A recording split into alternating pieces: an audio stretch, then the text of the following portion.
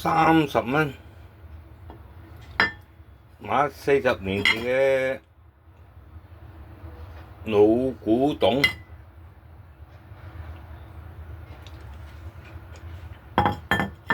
我覺得真係好少食啊！啲嘢真係40年前嘅老古董。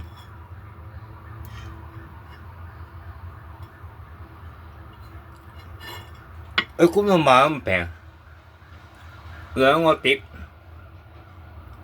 ，2個雲吞麵碗，30蚊。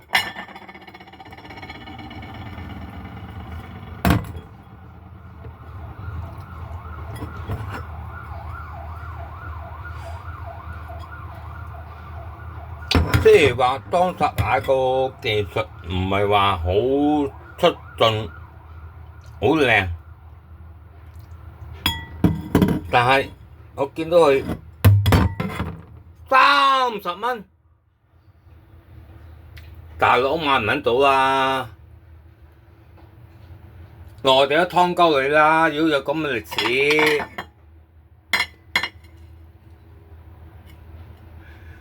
唔好用啊！呢樣嘢舊式嘅嘢係唔好用啊！但係呢個情懷30蚊，神經病！今日真係有收穫啊！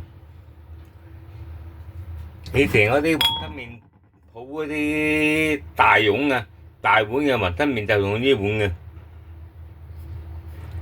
我係知道之後都好少用呢啲碗同埋有金邊嘅，即係知道我哋會用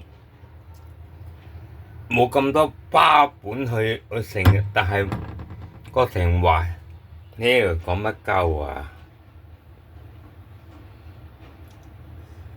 我曾經喺大南街北河街街價我個柒頭皮買個碗都30蚊啦。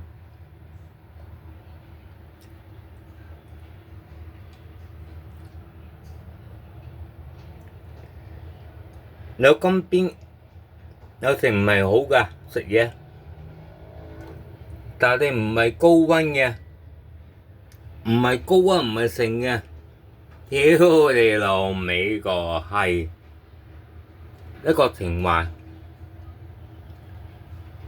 30蚊，你買咩啊？你買現貨買唔到啊？今日好收成啊！